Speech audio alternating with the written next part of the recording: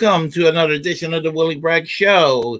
It is that time during the months when we have a very cool person on the show co-hosting with me, Miss Jimi Sunderland. How are you today? I'm awesome. How are you today? I was very, very sleepy on my way home. I was trying to avoid car accidents, so I had to go and take like some mini naps on the way. You know, Highway 40 being what it is. I think you said something about what highway? You were like I-15. You said?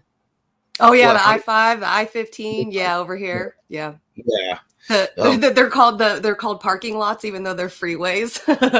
Yeah, I thought you were like very close to Nevada all this time, and but well, I mean, here in North Carolina, I mean, we're growing. The Raleigh area is not quite the same as it was 35, 40 years ago, and it was actually more fun back then. It's kind of lost its character around here. What, your town? Well, I don't live in Raleigh. I lived outside of Raleigh, but it's not as fun as it used to be. Yeah. It's gotten very yuppified. Yeah, very same. Yuppified. Yeah, I mean, there's really not a whole lot for the young kids to do around here. Yeah, same here. Our area is known to not have stoplights and be known for the most amount of churches and the most amount of bars in the area. Oh, that sounds like the next county where I live in Johnson County, where I like to call Trump country. I'm in the thick of Trump country. Me too. I mean, it is. Yeah, I mean, we're talking about pickup trucks with their Trump flags all around. I mean, it's the whole 9 yards. I mean, yeah. For probably, God, I've seen this lady probably for the last 4 years, but I've only seen her recently, and people have been telling me in town that she's been doing it all year. She'll stand out in town with a little booth of like Trump flags and F Joe Biden flags, all Trump paraphernalia, MAGA hats and stuff. So we've got a lady out here that does that. We've got a guy who's really well known out here. He makes those wood signs for the front of your houses, like the whatever family and stuff, or just wood signs and stuff. And his biggest one on his front, out of all of them on his front yard for show, is his MAGA one. It's like MAGA really big with like an American eagle. We've got so many of them out here. It's wild. It's fun sometimes. I used to get into fights with them, like yelling fights in parking lots. They're a lot of fun to hang out with and like get into debates with and battle. I tell you, last year, Donald Trump was speaking in the small town I live in. It's a little town called just outside of Smithville, and he was supposed to speak here. So they had a guy at just off the Highway 95 exit at one of the hotels, the Econo Lodge, and he had his booth and he had his stand, all the pro-Trump paraphernalia you can imagine, and so. I just drove by there, rolled down the window, and I said, well, let's go Brandon from the left. And he kind of looked at me. He didn't know what the hell I was talking about. So I was trying to trigger him, but it didn't. I think he looked at me like, what are you talking about? So didn't work. Yeah. No, because it normally confuses them because they have that one track mind. They're like, oh, if you're a lefty or a liberal, then you're automatically a Joe Biden supporter. And it happens to me so many times, you catch them off guard where you're like, fuck Joe Biden too. What? Like, and they're like, oh, and they'll start taking you a little bit more seriously when they find out that they're like halfway on your side. It's kind of nice. It's a nice little trickery. Oh, there are people out there that, honestly, there are people out there that thinks that, there are people out there that thinks I'm a closet Democrat. and then there are people out there that think I'm a closet Republican because I dump on the Democrats so much. I mean, they all get me so wrong and project so much wrong in me. So, of course, inaccuracy, shall I say? Yeah. Well, the mentality of the conscious, like human consciousness, is usually black and white, good versus evil. So it's usually one or the other. And not a lot of people can really comprehend the fact that every single thing in the world has a very big spectrum to it. So that's the hard part, is trying to get people to see different than just black and white, left or right. Yeah, exactly. But just trying to, but No, the people just want to see black and white. That's what they want to see. I think they're addicted to outrage porn. That's what it is. Yeah, that's what it is. They want to be triggered. They want to be triggered, and they want to be hyped up, and they want to get into an argument with people and show their partisans, their partisan side, because they have a culture war on both sides. The blue MAGA and red MAGA people, and they want to own each other. Yeah, I know it. It's crazy. And I came up with a slogan. I say, "Fuck red states and fuck blue states. Let's have some green states for a change." Right. I mean, I'll go for any color other than red or blue right now. Yeah, I just about would myself. Or if we got to have a red state, let's have a red state other than the red for Republican. Right. Yeah. So, exactly. Yes. Yeah. Well, that's the way it is in other countries. In other countries, when they report on political parties in elections, the red side is usually the left, and the blue side is usually the right. That's how it is in other countries. But here, they kind of did it, like Americans, they like to do it the opposite way. So, yeah. Yep. So that's what they like to do. Shall we, I guess, start with our first story or what? Yeah, let's go. Okay. What do you think? You think we should start with Nico House? Sure. Okay. Oh, nice. Hi. Sorry. Yeah. My dog likes to attack the kitty. Oh. Come here, Poopies. Okay, let me get my. Let's see. All right. Let's see. Let me get. Let's see. Find Nico House here. Yeah. Yeah, for those who wants to know where he is on Twitter, he goes by Joe Biden hates black people on Twitter. Yeah, that's so cool. He took like the Kanye West thing. That was awesome. Yep. Let me see if I can find that tweet. And usually, hold on a second here. All right. It's buffering a little bit.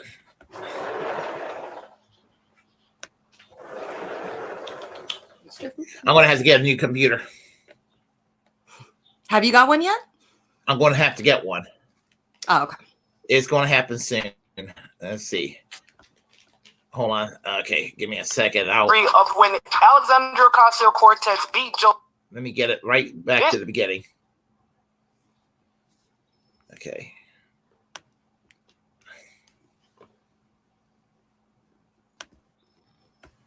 This week, June 27th, marks the 5-year anniversary of when Alexander Ocasio-Cortez beat Joe Crowley for what was supposed to be one of the greatest moments in progressive history. But after just a couple of years of disappointment after disappointment, people realized we had to pump the brakes on celebrating Miss Sandy. Whether you want to talk about the time that AOC refused to withhold her vote to vote for Nancy Pelosi as Speaker of the House in order to fight for Medicare for all, her refusal to work with Tulsi Gabbard on the All Fossil Fuels Act, despite the fact that AOC claims to be a champion of climate and the environmental crisis. The fact that AOC even admitted that there is likely legitimacy to Tara Reid's claims that Joe Biden sexually assaulted her, and yet AOC told us to go vote for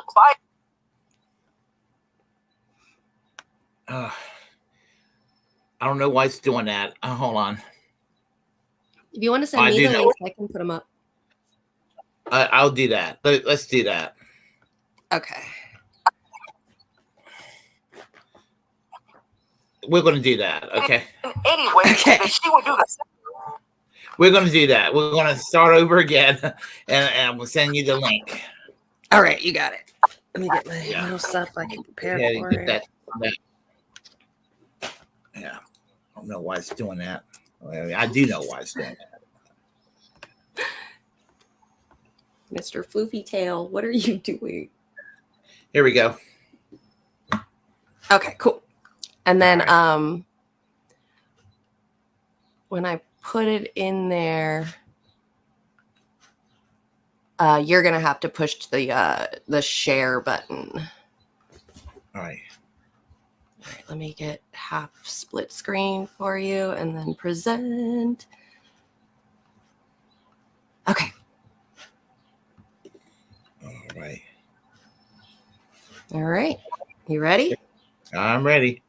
June 27th marks the 5-year anniversary of when Alexandria Ocasio-Cortez beat Joe Crowley for what was supposed to be one of the greatest moments in progressive history. But after just a couple of years of disappointment after disappointment, people realized we had to pump the brakes on celebrating Miss Sandy. Whether you want to talk about the time that AOC refused to withhold her vote to vote for Nancy Pelosi as Speaker of the House in order to fight for Medicare for all, her refusal to work with Tulsi Gabbard on the All Fossil Fuels Act, despite the fact that AOC claims to be a champion of climate and the environmental crisis, the fact that AOC even admitted that there is likely legitimacy to Tara Reid's claims that Joe Biden sexually assaulted her, and yet AOC told us to go vote for Biden anyway, that she would do the same. The fact that AOC and the squad have sent money to neo-Nazis in Ukraine, not once, not twice, but every single opportunity that they have had while serving under Joe Biden.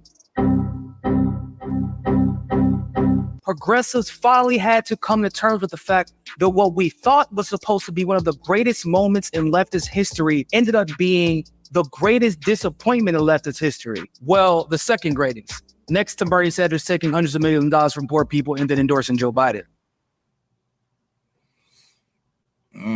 Yeah, and he's right. I mean, both are a disappointment in this day and age. I never thought I'd be saying that about either one of them, but 5 years ago, you couldn't tell me any different. Yep, he ain't lying for sure about that. He's fucking right. But I mean, if you think about it too, like a lot of the American history, anytime something really progressive was bound to happen, something bad ends up happening. The one president that we had that wanted to do the second Bill of Rights, he ended up dying.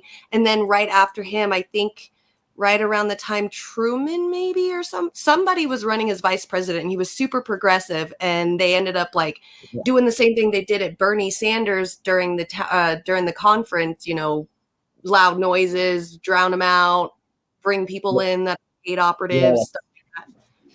So I mean, it's always been like that. Every time we have something good that happens to our country, it's something bad happens. Even, you know, look at the activists that have been in the world, you know, or in America. We got Martin Luther King Jr., you got Fred Hampton, you've got all these like really amazing people that could have progressed the world. And what happened to them? They got murdered. Yeah. And sometimes I wonder, some of these progressive legislators, I wonder if somebody showed them that scenario and said, this is what happens if you make too much noise, you know? Right. I just kind of, I don't know. I don't want to, I know it sounds kind of conspiratorial, but they're literally doing nothing. I mean, they're doing nothing. I mean, Jimmy Dore basically gets criticized for criticizing them, but he's right. He's like, you know, as soon as Biden won, they pretty much told the left-wing foot soldiers out there, don't do Medicare for all marches, don't make any noises, just vote, basically vote harder for Democrats. That's all you'd have to do. And we got nothing for this. Mm-hmm. So anyway, and you know, just like I was feeling bad about criticizing AOC, but I thought about it and I was just like, no, she'll go and talk about how terrible a bill is in Congress, and then she'll vote for it. Mm-hmm. Have you noticed that? Mm-hmm. Yeah, I'm just like, okay, you're going to do that. Why do you go and make this big old impressive speech and passionate speech of how terrible things are? If it is so terrible, don't vote for it, or vote, or vote press it.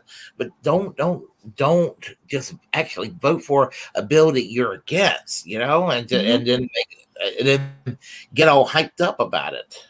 I know. And then she bends over backwards when she doesn't want to vote for something, and then she goes and gets yelled at by Nancy Pelosi. She bends over backwards and starts crying like a little bitch. Like, You're a grown-ass woman, almost 30 years old, and you can't handle some boomer talking to you like that? I would have told her to go fucking chill at her house. She's too old. She needs to fucking retire. I wouldn't be sitting there crying because Nancy Pelosi yelled at me for not voting for something she wanted us to vote for.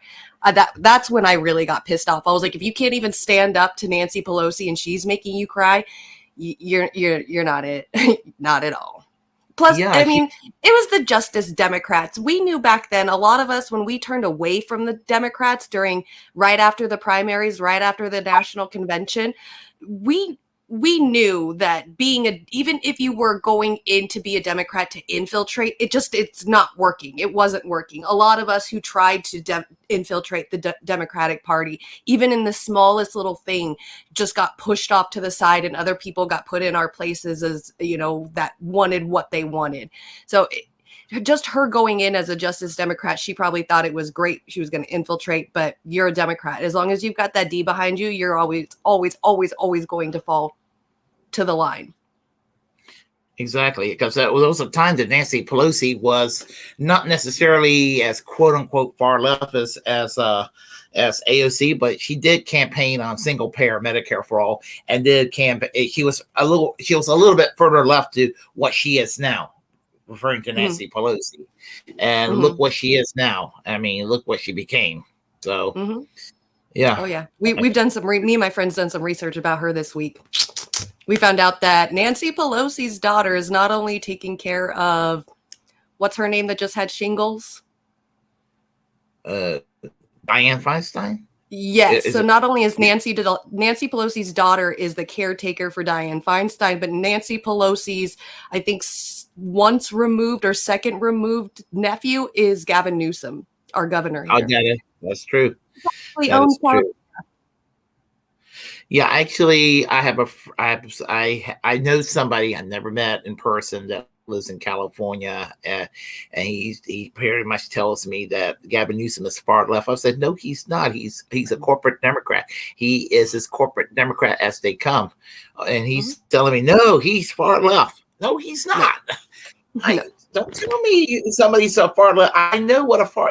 Now in America, it doesn't take a lot to be considered far left, but yeah. But anyway, no, he's definitely not. He just has a really good mouth. Like when he gets interviewed, his opinions are like straight to the point. He thinks he's a good shit talker about other politicians and stuff, but when it comes down to it, he's nothing. We try to impeach him out here, and the only reason why he didn't get gotten rid of and a new governor got put in his place 2 years ago was because the only other option we had was this red-blooded Republican pastor who wanted to do I forgot what it is, where they make gay people not gay, the conversion therapy. Yeah, he wanted to bring conversion therapy to California. We were like, no, bro, we don't want you. Now we're stuck with Gavin Newsom. So we all had to vote for Gavin Newsom to keep him to stay. It was such bullshit. Weren't there? I thought there was a series of candidates you could vote for. I thought there was some green candidates and other candidates that you could vote for if you vote for the referendum. They did say there was going to be, but there wasn't. He didn't even get to make it past it. Everybody voted for him to stay anyway, because everybody that watches the news out here, all they heard was the only replacement is this crazy dude that wants to bring God to Larry. Yeah.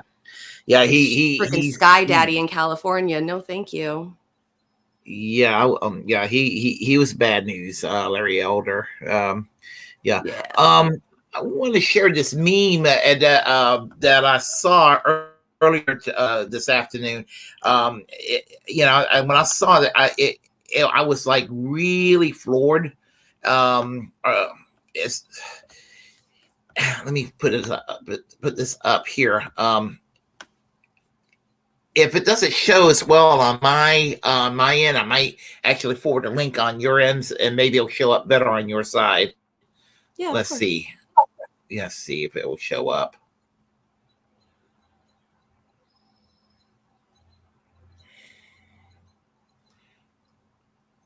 What's up, people in the chat? I see Snipe Hunter, Daniel Berry, Sports Highlight, Yankee Tanky, Snipe Hunter again. Yeah, the Shit Live family tree. What's up, guys? Good to see everybody. It's trying to download. And you know what? Since it's trying to download and it's not doing what it's supposed to do, I'm going to go ahead and forward it to your side. Okay. Oh, wait a minute. Did it show up? Looks like it showed up. Let me see. There it goes. It did. It did. Okay. As I said, it's taking its time.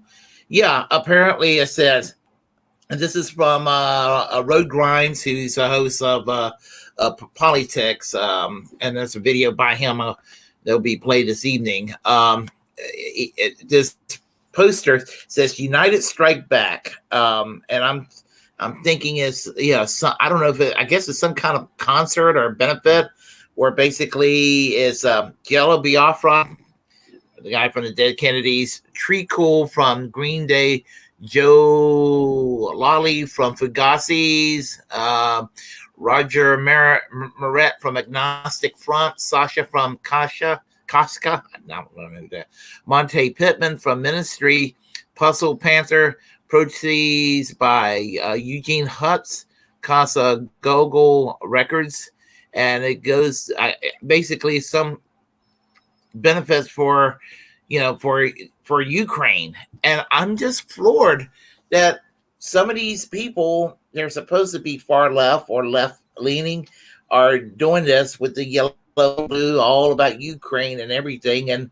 And don't they realize, honestly, that Ukraine is domestically further right than, I'm not saying people should take a side on the conflict, but honestly, Ukraine is more authoritarian and further right than Russia itself. They claim that Russia is authoritarian, but to me, when you go and check into it, I mean, it is Ukraine that's actually more authoritarian. I mean, they have suspended elections apparently in the Ukraine. I found that out, along with banning 13 political parties that they were done previously. Collective bargaining is outlawed. The Russian Orthodox Church is banned. Treatment against the LGBTQ community is far worse in the Ukraine than anywhere in Eastern Europe, and it's a cultural thing in Eastern Europe, but it's specifically bad in Ukraine. The Nazis, of course, in the government and in the military, the ethnic cleansing in the Donbass region, the kill list that the Ukrainian that's in Ukraine, that's got a lot of people around the world, including Roger Waters and Noam Chomsky and even old Henry Kissinger, is on. I mean, I'm just like, what the hell are these celebrities doing? Doing a proceed for Ukraine, like this. Right. I don't get it.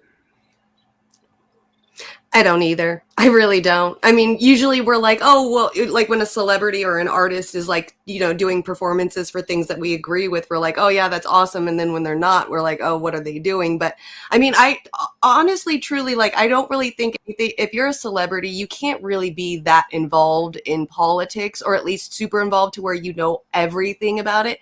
I'm pretty sure, just like everybody else, they just haven't heard the history and the coup in 2014 and what's leading up to this, so they're just blindly following this pro-Ukraine thing.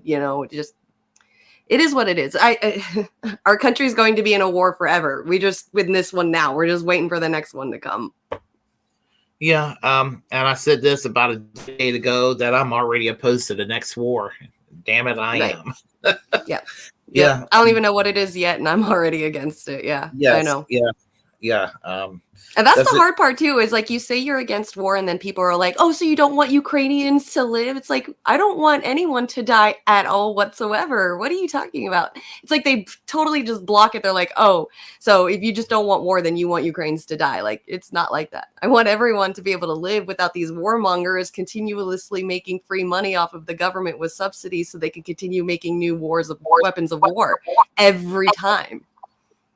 You think Ukraine's getting our newest stuff? No, they're getting our old stuff, so that way with the warehouses and everything that's holding our old stuff can get trashed, bombed, used up, so that they can put the newer stuff into the warehouse and build even newer stuff.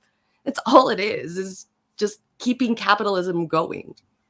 war's a racket and everything. And Dwight Eisenhower did warn about the abusive nature of the military-industrial complex, and he said it just a day or two before he left the Oval Office. He knew if he started talking about it, probably even a month before leaving the Oval Office, he knew that he'd be in hot water. So, yeah, I think he was smart to wait to, for his own safety. Yep. So, yeah. Yep. And they're still talking about having Ukraine join in NATO. I just saw something this morning about, I guess, some Ukraine representatives are going to be going to the NATO meeting, and they're going to be talking about inviting Ukraine into NATO then. So nothing's changed. That's insane. That is totally insane. And that's another thing people need to realize, going back to the year 1991, at the end of 1991, when the Soviet Union ceased to exist, that the Russian Federation, it became the Russian Federation in January 1st, 1992. And for all the faults of George Herbert Walker Bush and James Baker, they did tell Gorbachev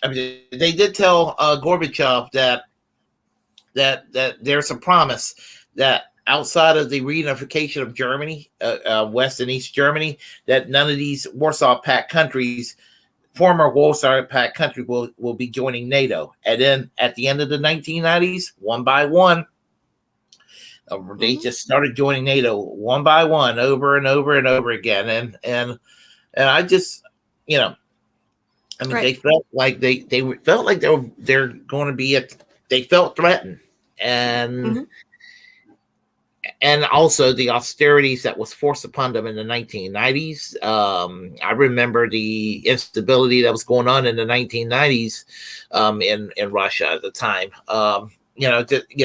Forcing, speeding privatization, and the ruble became worthless, and people who had life savings and their pension was worthless and everything. It was just a tough time for those people. Yeah. So, but yep. Yeah. So anyway. So this is some kind of event concert thing that's going on? That's what it looks like. That's what it looks like. Some kind of benefit. All proceeds to go to kind deeds helping wounded Ukrainian defenders regain mobility with prosthetics. Yeah. Wow. Okay. Yeah.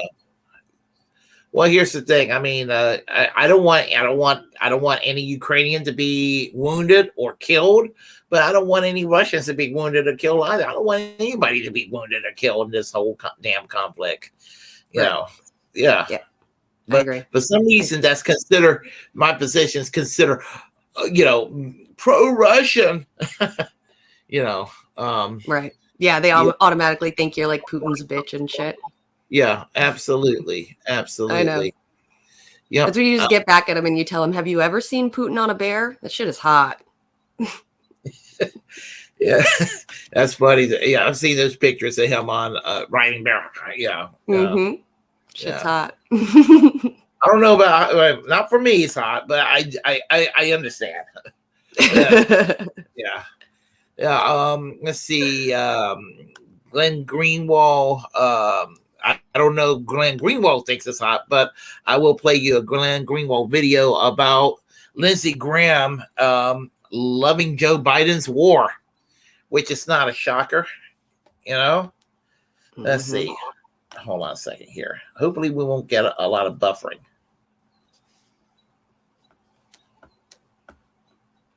Here comes the buffering. Just because you said it's not going to, it's going to. The reason Republican establishment figures like Lindsey Graham, Marco Rubio are so supportive of Joe Biden's war policy in Ukraine is because that pro-war wing of the Republican Party is reflexively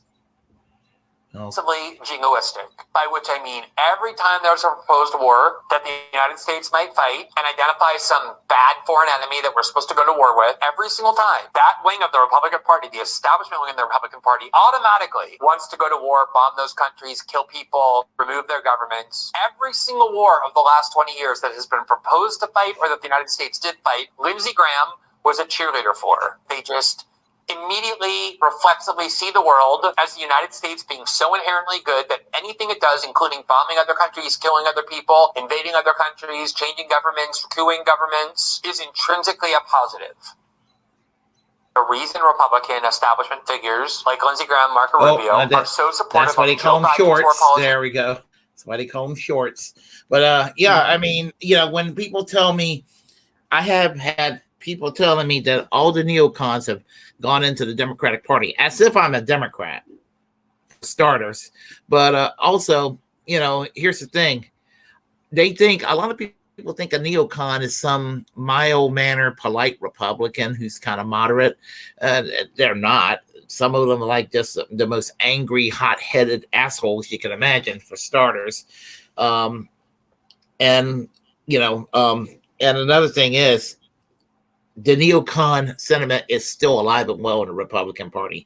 Maybe the MAGA movement, not Trump himself per se, but maybe the movement has kind of slowed it down a little bit. But behind the scenes, you know, I will say that the establishment, they're still in favor of it. And, you know, I think that, you know, like, for example, DeSantis and all of these other folks, I mean, they're pretty much in that mindset. And so, you know, and, you know, think about it. Lindsey Graham, Marco Rubio, all of those folks, standard Republicans. Ron DeSantis, standard Republicans, you know, I mean, and so if they come, if Ron DeSantis is president, there will definitely be, it will definitely be Bush Cheneyism all over again. It will be the same as Biden, but it will probably be more vicious because we're talking about Ron DeSantis.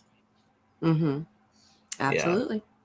Yeah. There's no, like we've been saying this whole time, there's no difference between the two. I think the only thing it is like culture war stuff to get us all of us regular people to fight between each other and think that that's what's really the problem. But they're all politicians on both sides are with each other on a lot of things. Yeah, even when some of them who are sincere about the Ukraine-Russian conflict, then they ruin it because they're hawkish on China. I mean, yep. and they're willing to start World War III over Taiwan. And again, Taiwan, Ukraine, I don't care. I don't want to roast up in a nuclear war over another country. You know, I mean, I just don't. Same. And I don't care who knows it. You know, I just don't want to see anybody. You know, I just don't want to see that happening at all. I mean, and so, yeah. So I know we get along with Republicans now, and then once we start a war with China, we're gonna get along with the Democrats, and it's just like, leave me alone, both of you guys. I'm not friends with either one of you. You all suck. At least I'm consistent. Yeah. And you know what's going to happen when DeSantis become president? All the shit libs right now who are in favor of this war in the Ukraine, they're going to be dusting off those protest signs, and they'll start joining in the anti-war movement. Mark my words. Yep. And some of those who are supposedly anti-war at the moment, they're going to be like, all of a sudden they're going to be Bush Cheney era neocons again. I mean, it's just, again, this compulsive contrarianism that exists on both sides, which is why I like the term post-duopoly left I've been hearing lately. More than ever, I feel like you got to go and break the two-party system. It's got to be crushed and replaced with multiple parties. I just think that's the only way we're going to get anything done in this country. Right. For the better. See, Gene Simmons. This is really entertaining what happens here, and I'll let Roger Grimes explain it.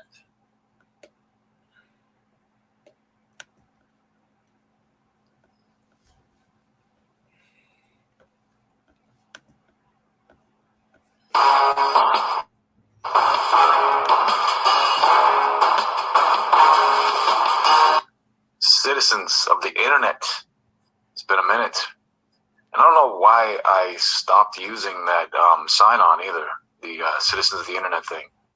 It's saddening how fucking stupid America has become in the era of Trump. It's almost like people think that the government was completely trustworthy before Trump, and no politicians lied before Trump. And then Trump came along and just ruined everything. And after Trump, it's all sunshine and rainbows, folks. And you can just trust the government and the media to do right by you. Who believes that? Who is dumb enough to believe that? So, one of the first things I would like to talk about today with y'all is your boy RFK Jr.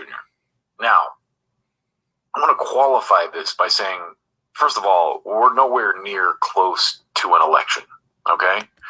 So that's kind of the first thing I'd like to say in regards to this. So we got a long ways to go, and we'll see how things shake out. But RFK is already kind of bringing up things and stepping on landmines that, I mean, this is the thing. I love his honesty on the COVID stuff.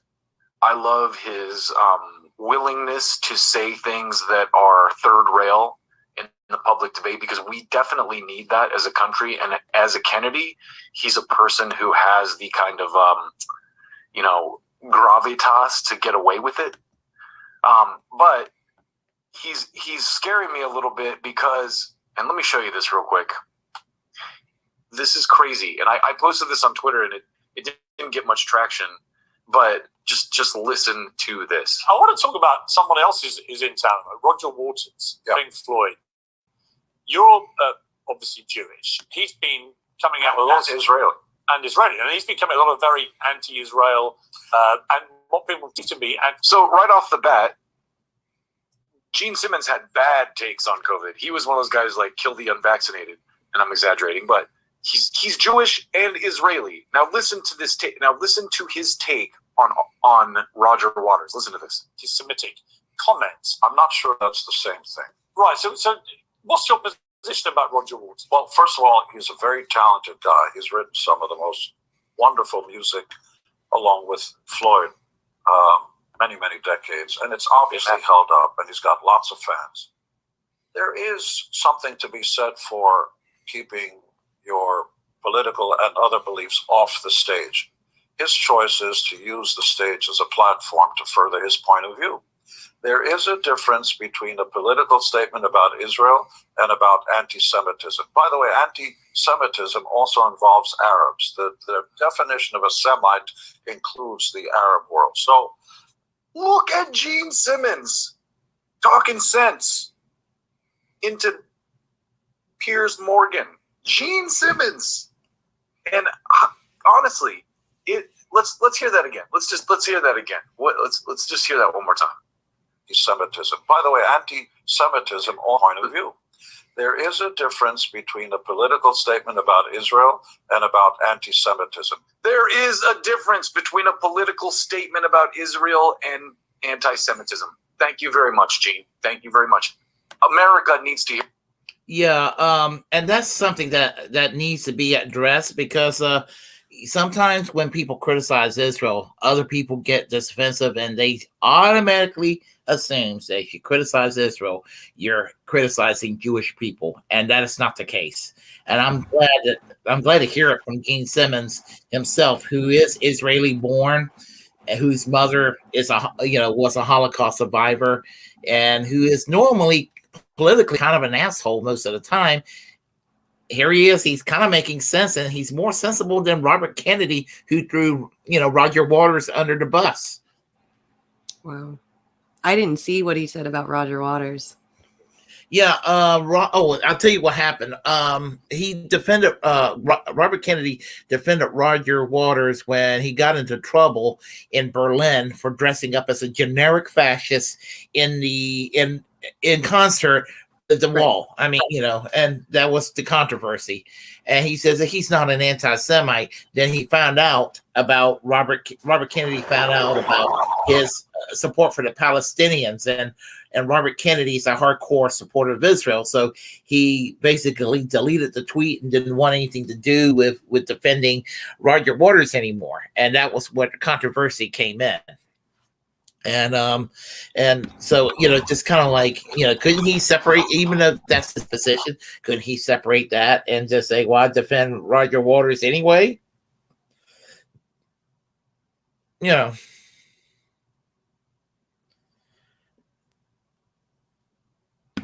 Sorry, I muted myself because my husband's going in and out the house really quick. But yeah, no, I completely agree with you. Okay, I had no idea that was going on. That's really interesting. Yeah. So, I mean, as I said, now Gene Simmons, he's right leaning. I don't think he's like Ben Shapiro right wing. I don't think he's Ted Nugent right wing. I think that, I don't know him, but I just don't think he's that far gone. But, right wing enough, I guess you could say.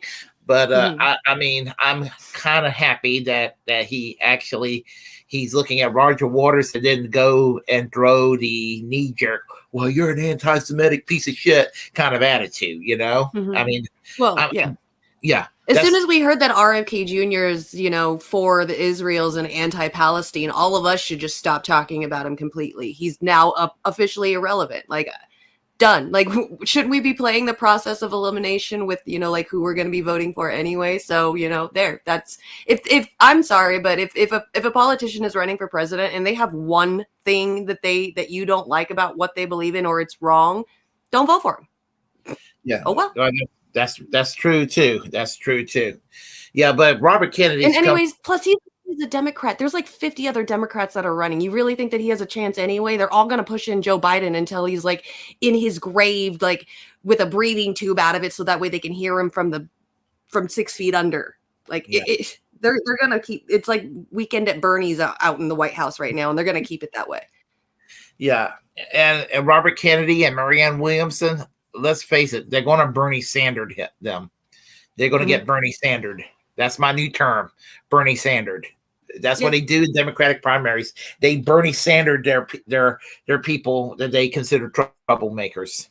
Yep. And to anybody who says that we have to vote for him because no other party is viable, for the 15 millionth time that I've said this, no third party is ever going to be viable until enough people vote for it. So your fucking vote is going to count as long as everybody starts freaking voting for him.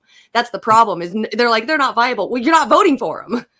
Yeah. All it takes is in a district, if enough people stop being fearful of the opposite side and vote for what you do want, because if you vote for truly what you want, most of the time it's not going to be a Democrat or Republican. You might actually like some of the alternative voices on the ballot box a little bit better, and why don't you just try that for a change? And the presidential election, if the Libertarians or the Greens or whomever gets 5% of the vote, they get federal matching funds, and they're a force to be reckoned with, and they're in essence a coalition partner of sorts at this point. And some people say, well, don't you just confuse the system? Good. Yep. It needs some confusing. Yep. It's too damn predictable to begin with. So I guess we'll let Gene Simmons continue. To hear this.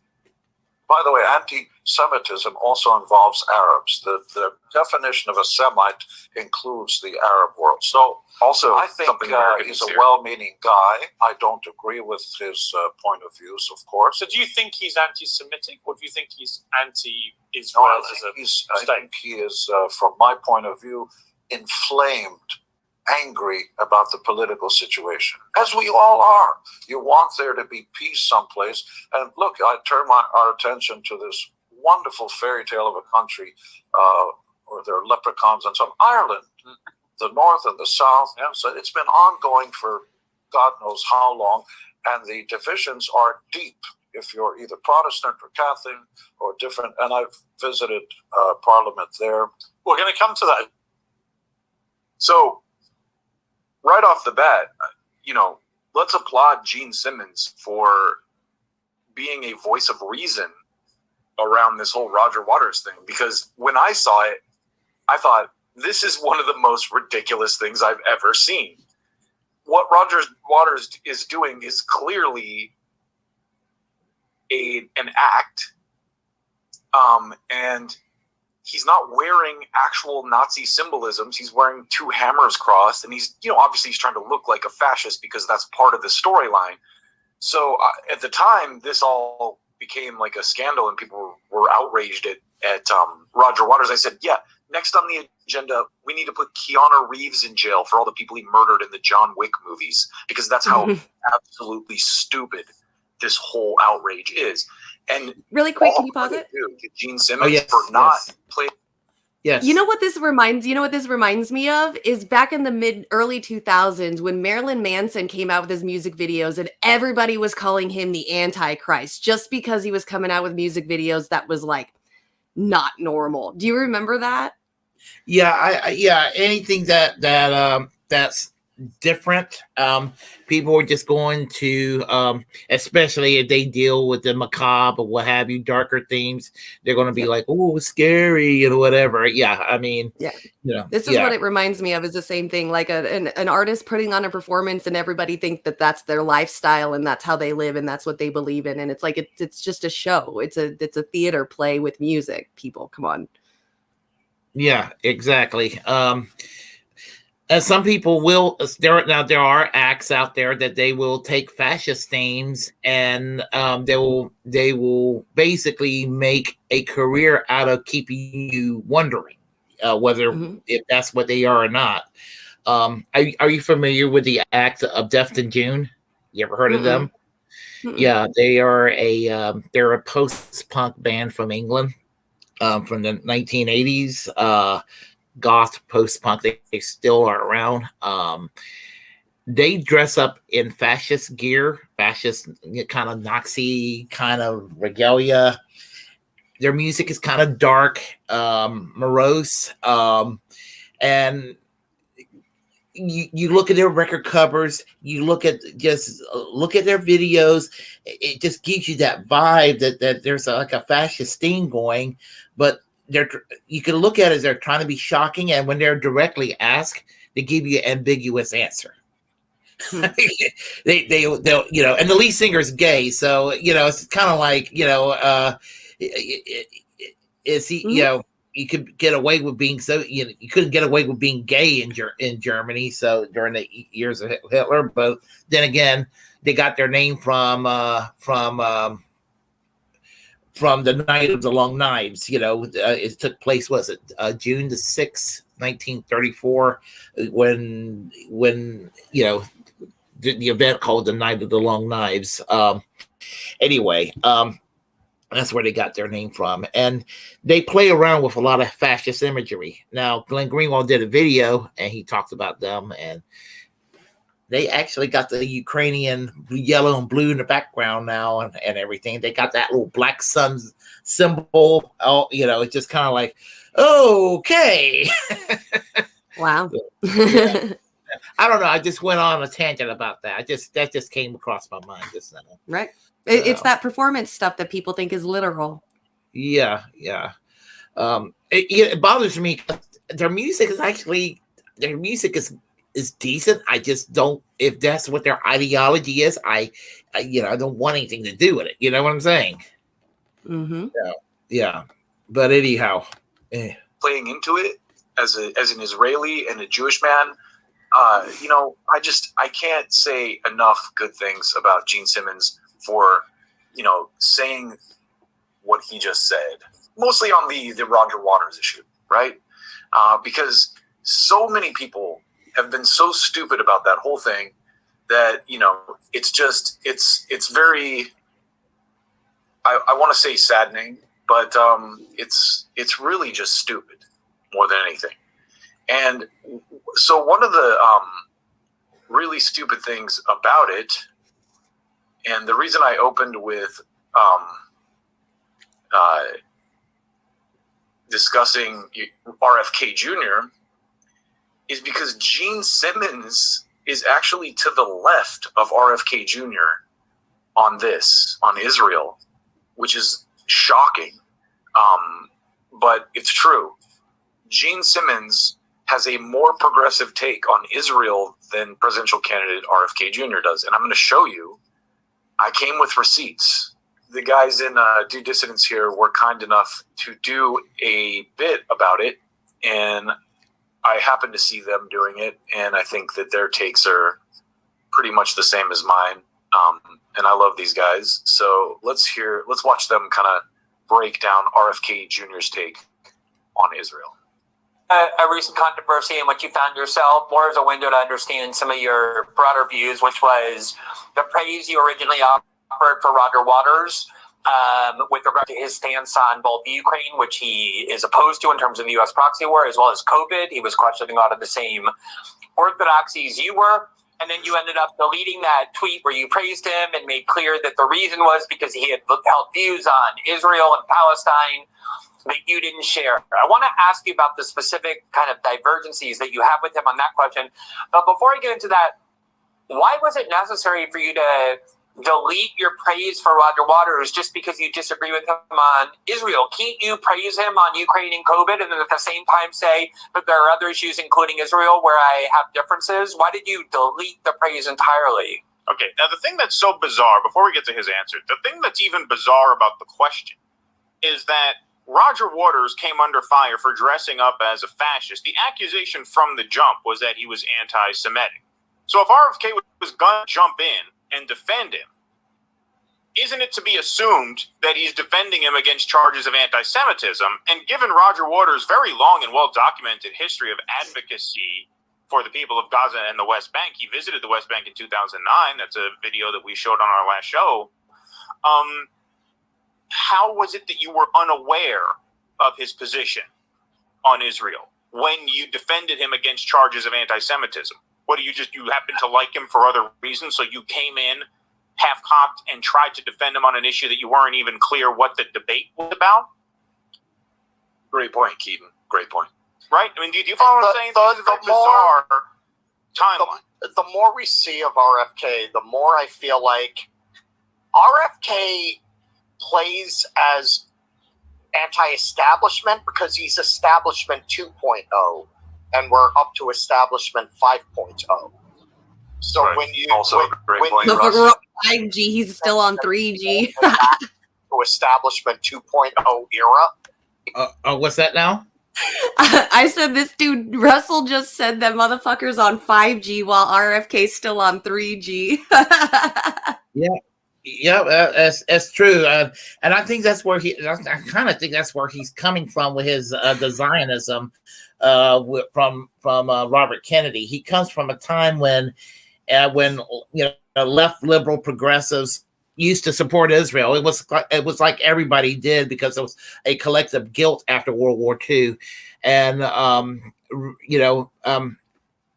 and for many years. And now, as World War II, as that becomes a distant memory, and as Palestinians are being really, really systematically being mistreated in just brutal ways. I mean, it's just kind of like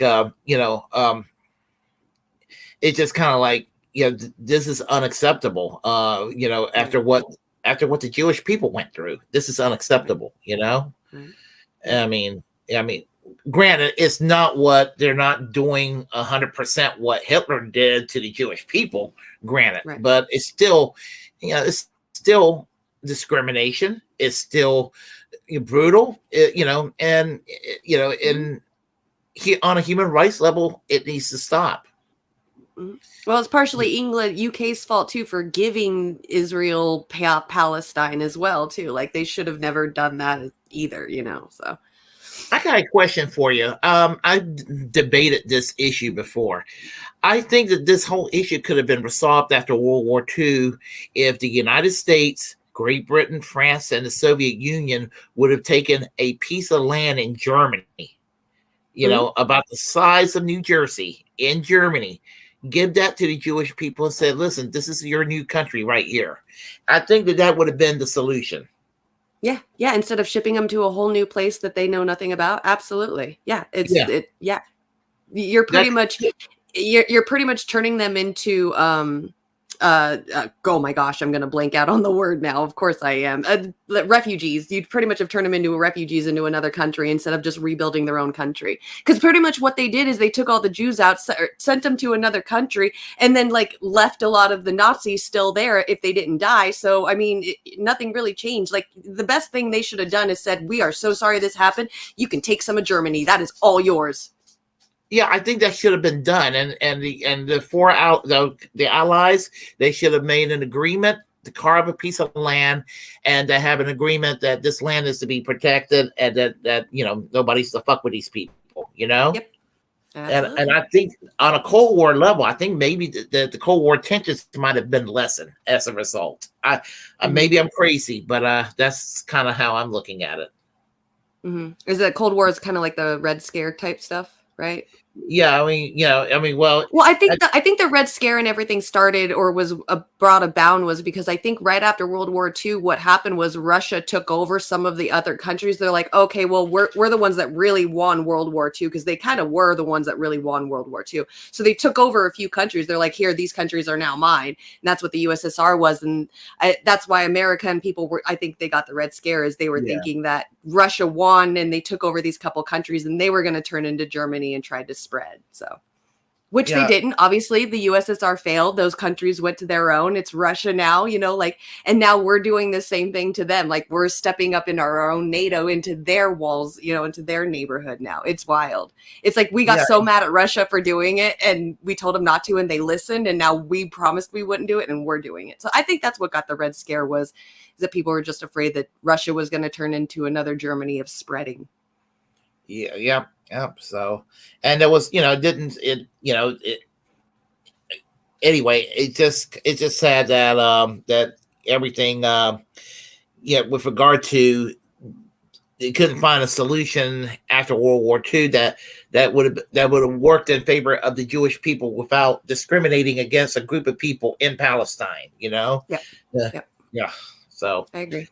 Yeah. What's crazy, they all believe in the same God too. It's like all this fighting with these religions, and it's the same God of Abraham. You guys, just because you call it God and you call it Allah doesn't mean that it's God. You're not like out there worshiping Vishnu or Buddha, some other different type of God. You're literally all, praying to the God of Abraham. I'm going to get in trouble for saying this, but here's another thing. Honestly, can you really tell a Palestinian and an Israeli apart at the end of the day?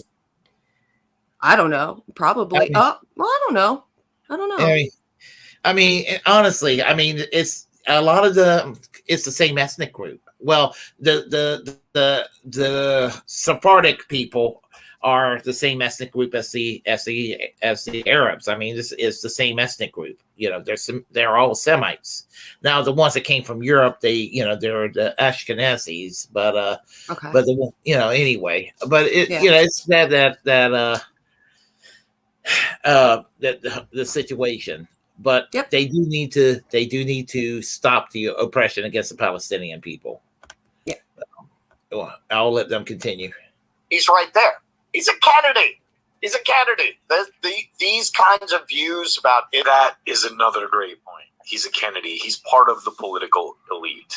So, I love the guy and I love what he's bringing to the debate, but Russ is absolutely correct. Israel and the Palestinians of Gaza, these are views out of the 60s, out of the 70s. He really hasn't modified it or developed. And also, I don't know what he's thinking in terms of his chances or his hopes, but clearly he probably doesn't want to alienate some supporters and financiers.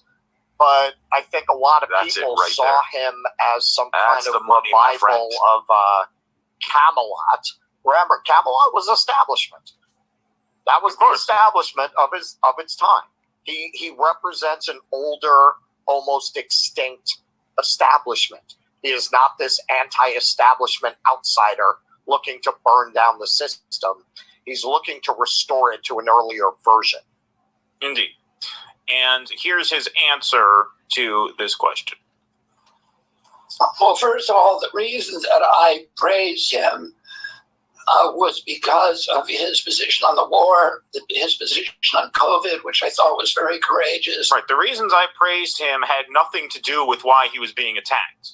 Right? You understand how just kind of dumb this whole thing is? Okay, I came in to defend him against charges of anti-Semitism, yet I actually agree with the people who are accusing him of anti-Semitism based on his position on the issue in question.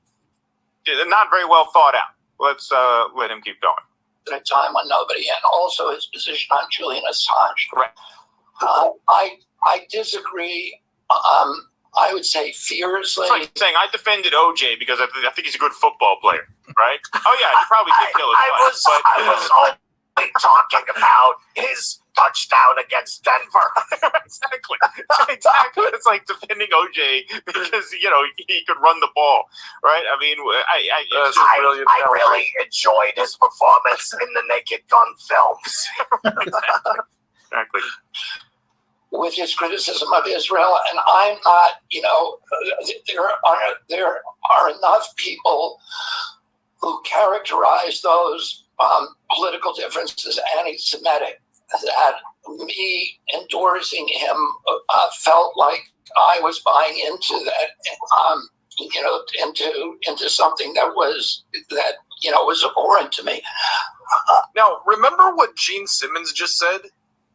There is a difference between a political statement about Israel and about anti-Semitism. By the way, anti-Semitism also involves Arabs. The definition of a Semite includes the Arab world. So I really disagree with I think Roger, like many critics of it, first of all, people who criticize he said like 5 different things. It's a total fucking complete train wreck. mess. Complete train wreck. Yeah, indeed. There were people who thought it was anti-Semitic.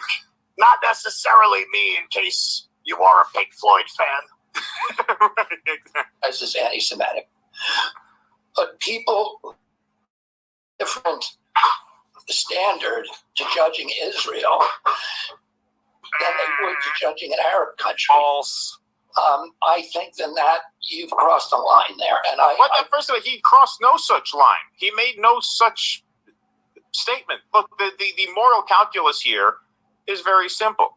Israel is an apartheid state. They are an occupying force in lands that they were not supposed to expand to. They subjugate these people in these lands. They target them. In many cases, as we've covered in the few recent episodes, they just gun them down, blow them up. Yeah, and you know what? It's actually important hearing this from Keaton and Russell, both being Jewish. It is important because it proves that about this whole anti-Semitism thing. You're not anti-Semitic to criticize the bad things that Israel do. Oh, and here's the thing. Saudi Arabia is committing a genocide against the people of Yemen. That doesn't make you anti-Arab or anti-Muslim, does it? Right. Yeah. Exactly. That's exactly what I was going to say. Because if you think about it, Saudi Arabia is the only other country, one of the only other few countries that has actually put its Bible laws into its political laws. So it's literally the country is ran, it's a theocracy. It's ran by its religion. And you don't see anybody who's against Saudi Arabia being called what would it be, like an anti-Muslim? There's not even a word for it, but the Jewish people get a word for it that when we say that we're anti their government and they take it as their religion, I don't see a fairness in it. We know it's against their government I'm against all religions anyway. Like if somebody, I've never been called an anti-Semite and I don't think I am, but I'm not just like against the Jewish religion. I'm against all religions. I think all sky daddies are fake. So, but there's a difference between not liking a country and not liking the religion, but you don't see the same thing happening with Saudi Arabia and a slur with that. So. Yeah. As I said, and here's the thing, my position on Middle Eastern politics, every country in the Middle East deserves to be criticized in one form or another. Every last one of them. Israel, Saudi Arabia, Iran, you know, you name it, Egypt, every last one of those countries, they have something wrong with their governments. But I will go further. Every country in the world has something wrong with their government. I mean, you know, some countries are worse than others in terms of human rights abuse or what have you. You know, and I would say there are very few benevolent nations on this planet. Right. So, I mean, you know, and most of the benevolent nations are usually tax havens for rich people. So they're not really that benevolent. That is true too. So, and you know what? Here's what it comes down to. You have human civilization. We're all flawed. Every last one of us, and includes every nation on earth. So, Yep. You know, and that's what it comes down to. So, I probably, with the timing and everything, probably should get to the next video. So, right. We'll try. Hold on a second, and I know what's going to happen here. Let's see. Let me do this real quick. I see the little buffering going on, and it's either going to just freeze up, or it's going to start playing prematurely. That's what usually ends up happening. Ooh, that premature, man. That's always bad. Yep. That brought you Operation. Okay, I can hear it, but I'm gonna run to the bathroom really quick. Okay, no, not a problem. Not a problem. Okay. And I'm going to take care of this buffering too, and I'll talk to people on the chat line here for a moment. Other things you would think take there we go. more time. Warp speed engineering. Well, and it keeps doing that. Okay. Hold on. I'm trying to take care of this other video that's going to start doing the same thing in a second. But I'll talk to everybody on the chat line. Hello, everyone. Jimmy's taking a bathroom break at the moment, so I'm going to talk to everybody here. And I said Miguel was here, I think here yesterday. I remember seeing him waving there. Snipe Hunter, and I knew he was here earlier. Guess he's still here. Let's see. Daniel Berry Sports Highlight. How are you doing? Yeah. Yankee Tanky. How are you doing? Let's see. And I'm having trouble with my computer, folks. So if your names are not appearing up here, it's my computer. So I've been having trouble. John Kemper, how are you doing today? Sherry Weiss, how are you doing? Hi, everyone. Let's see here. And you're back. Okay. So and this is Misha Paulin. I believe she's one of the producers for the Jimmy Dore Show, and she's a really funny comedian, and I enjoy a lot of her comedy routines. And she did one that kind of mocks our fast-paced society, and it's called Warp Speed Everything. So I'll go ahead and play it.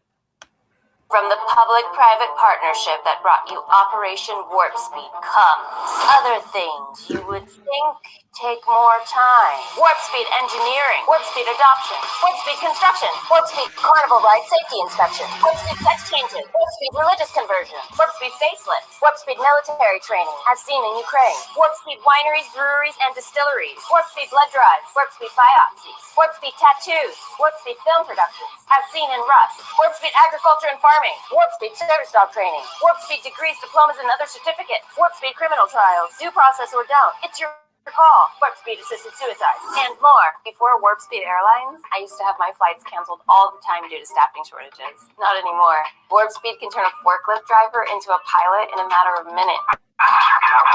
Oh, I think that's my captain speaking. He sounds like a nervous flyer. Show us something that shouldn't be rushed, and we'll show you what it looks like when it is. Yep, there you go. As I said, I like her humor. I like, just there's a little bit of sarcasm in her humor, and she kind of just describes our society, our fast-paced society. Yeah, that was good. I like that. Yeah, and let's see. What was happening in reality with the Trump administration was trying to overthrow Russia's ally Venezuela. It was tearing up armed treaties, the INF Treaty and the Open Skies Treaty. It was sending weapons to Ukraine that Obama wouldn't send because Obama. That's from later on. Okay. Man, she said warp speed tattoo. I'm like, where do I sign up? Yeah, she did say warp speed tattoo, didn't she? I know. Yep. I'm like, sign me up. I'm all for it. Get my whole body done like that. Done. Never have to worry about it again. Yeah, but wouldn't you be worried about, wouldn't you be worried about, I don't have any tattoos. I mean, isn't that painful? No, I have 29 of them, and I've given myself more than half of them. So like all the ones on my arm, I've given myself, like the one on my chest, I've given myself, all the ones on my legs, I've given myself. I've got tons. My whole back is done. Yeah, I've got a lot. It just takes too long, and the pain is like so annoying. So like my back took 14 hours or 16 hours. Jesus Christ, it's so long. Yeah, I always made a joke. I said, "Hey everyone, do you like my new tattoo? It's a flesh-colored dot." Aww. I have one of those too. Where is it? Where did it go? I think it's like there it is. It's like right here. There's a little tiny dot. So I let my daughter tattoo. There's like a little moon right here. You can barely see it. It's so tiny. It's a little moon right there. You see it? Yeah. So I let my daughter tattoo me when she was like 5 or 6, and she got scared when she was tattooing me, and she dropped it, and it dropped right on my hand. So I've got a dot there. Everybody has a dot. Like everybody's got a dot. Oh, okay. All right. Okay. Oh, so that dot was accidental, huh? Yeah, you said you had a dot too, right? No, I was joking about the dot. Oh, so Yeah, I know yeah. so many people with just like a random dot on front of them from like accidental tattooing. No. When I said I have a flesh-colored dot, I meant like it was the color of my flesh. Yeah. Oh. Yes, they hurt. They hurt. Of course, they hurt too. Yeah. To answer your question, some places hurt more than others. If you know of a sensitive spot on your body, then obviously that's going to hurt even more. Armpits, inside of arms, your side, your stomach, the inside of your thighs. Really painful, like really sensitive areas on your body are going to hurt more than others. But like when I got my arms done, that. I barely even remember it. It didn't hurt at all. So it's just an annoying pain. If you ever get like a safety pin and you just scratch your arm, like go across your arm with it, it's the same feeling. Okay. That's not so bad, I guess. No, it's just annoying. They're very addictive. Warp speed scabs too. That would be amazing. Just get like right past the itchy part and the scabbing part and just go straight to healing. Yes. All right. Let's see. This next one is this next one here is Max Blumenthal. Hold on a second. We'll get it. Yeah, trolls woke warmongers in epic fashion. So, because apparently the warmongers used to be Jesus freaks 20 years ago, and now they come in a woke package today. But they're still throwing bombs at defenseless people in other countries. Let's see. Here we go. Hey, hey guys, just me right now. I literally could not wait to share this with you guys. This was such an exciting thing to watch. The Gray Zone's Max Blumenthal attended the Truman Conference this morning, the Truman Project Conference. And the Truman Project, as he notes here in a tweet that he put out, was created to cultivate rabidly pro-war but socially progressive Democratic politicians and policymakers. It's sponsored by a who's who of arms makers and security contractors. You see here Blue Star, Beacon Global Strategies, and of course Lockheed Martin getting top billing here. So these are the woke imperialists. These are the woke warmongers. These are the people we talk about all the time, the people who weaponize identity politics in order to hide their true colors and sort of put a sort of progressive face to their true agenda, which is global domination through force and violence. Ironically, most of that force and violence comes in the name of bombing black and brown countries. But they're very woke. As you can see, he notes here pronoun badges were distributed at the entrance. So you can fill out your own little pronoun name tag here with the he, her, and the they, them, and the he, his, and the her, this. So you can fill out your little pronoun name tag there along with your actual name. And then you go and you have a seat at the conference. Now, Max Blumenthal took his seat and asked the panel a question which I thought was very, very appropriate given the nature of the Truman Project. Let's take a look.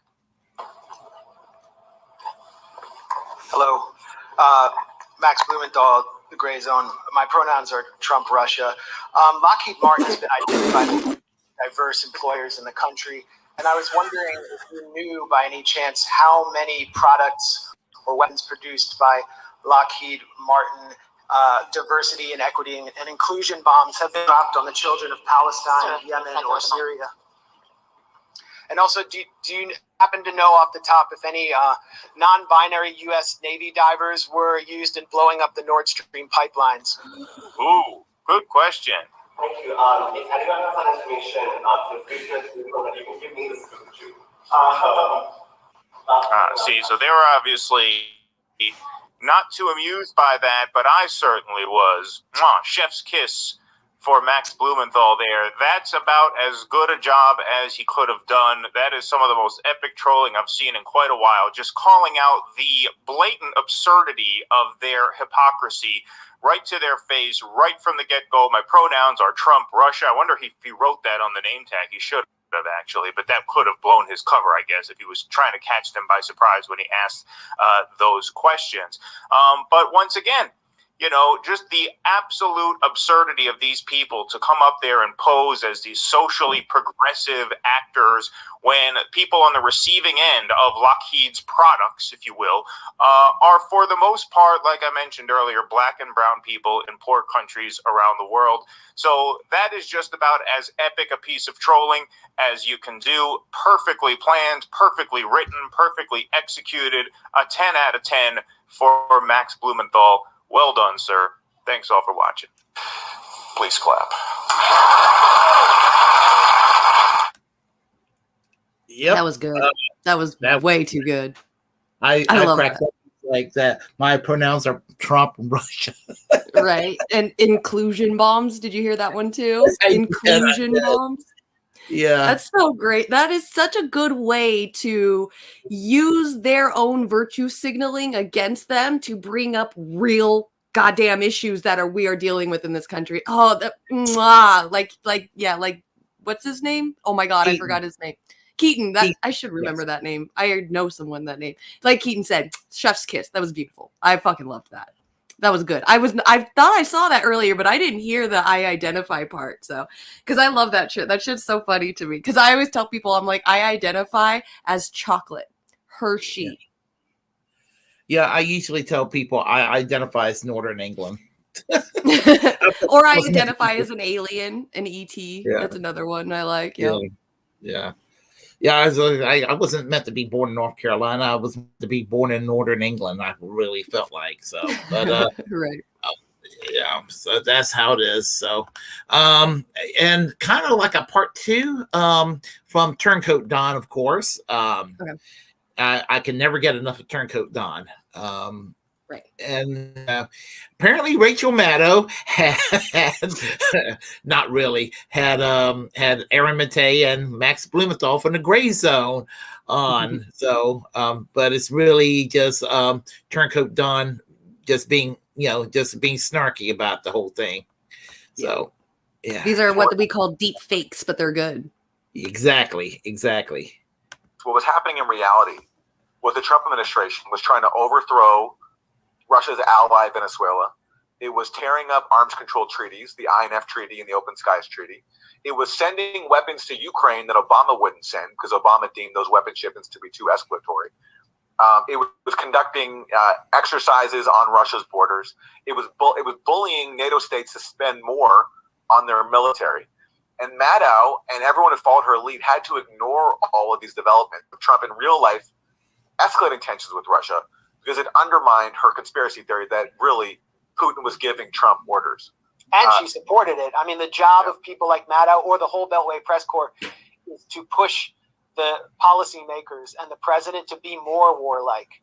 It's like you'll never see Jake Tapper grill Jake Sullivan about confronting China while confronting Russia. It's always, why aren't you pushing China harder?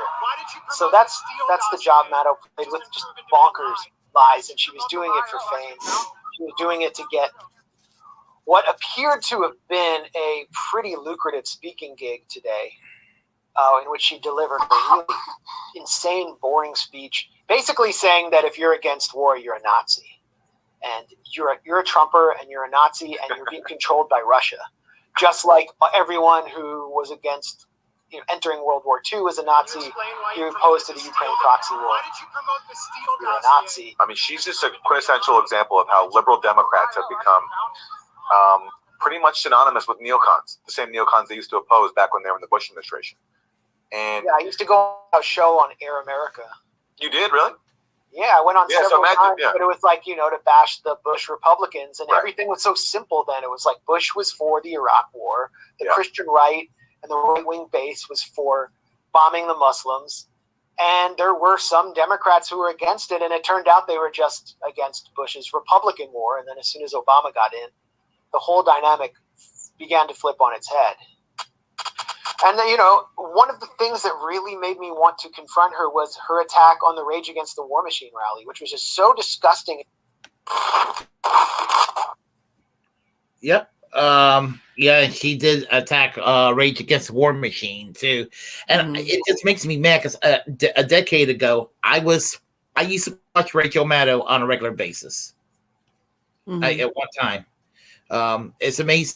It's like shortly after election night 2016, I stopped watching her when she went on this whole anti-Russia hysteria. Her and what's the guy's name? Keith Olbermann. Just I don't know. I've never really watched her. So she even I was running an Indivisible group out here back in 2017, and our stuff got really viral for have a town hall with us for our representative, because we put his picture on milk cartons and put it everywhere and stuff, and it got really viral, and she took my stuff and put it on her show, and I was like, I don't even want my stuff on your show, but whatever. I should have charged her. Yeah. I don't really like her. Yeah. That was really good though. That guy did really good. Turncoat Don. He did, I don't know how he got that much B-roll of her just nodding her head like that without saying a damn word out of one interview. That's a lot of nonverbal cue communications that she was doing, and that went along with it. I'm surprised. Usually she's a talker, so her just sitting there that long a time just nodding and smiling. I was like, dang, that's some good B-roll of her. And it's all from the same interview. Yeah, she actually looked like he's nodding and agreeing with him. Yeah, there was a couple points where he was, I think Max Blumenthal said something like, I did this, and then you just see her go like in a shock look, really, and I'm like, how did he get that in perfect sync? That was, I know how, but it's a lot of work and a lot of side by sides and stuff. He did really good. I'm proud of him. He's some skill right there. Yeah, he's good at what he does. I every time Turncoat Don comes up with something, he should have more views, more subscribers than he has. Because honestly, he takes he takes the hypocrisy of the shit lives and amplify it so strong. I mean, I can't get enough of it, you know, because he just speaks. I mean, he just speaks volume to what I find wrong with people who are kind of more or less supposed to be on our side, but they're such a damn letdown, you know? Yeah. I love what he does. Him and Case Study QB do really good. I would love to do that. That is something I've always wanted to do, was sit there and just edit little clips together like that to make it look like something else. But I can't even imagine how much memory is being used up in their computers just holding on to all of that stuff. Like their computers must be just filled, like gigabytes, you know, probably a terabyte worth of information on an external hard drive somewhere, because that's a lot of stuff you just have to hold on to when you see it, and hopefully you can get enough of it to make a clip of a video one day when they're talking about that subject. Like, it's just so much work to hold on. Absolutely. This next story here is kind of funny because Donald Trump gets some hate from the right in this video, this Kyle Kalinske video, and when he gets hate from the right, it gets goofy. Yep. Let's see. All right, here we go.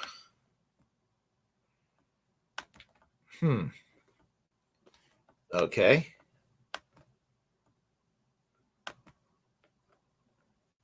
All right. Okay, let's see. If it's not going to work, I might just go ahead and forward that link to you. I'm having trouble, so let me go ahead and forward that link to you. Okay. Let's see. Okay, where's that private chat line? There we go. All right.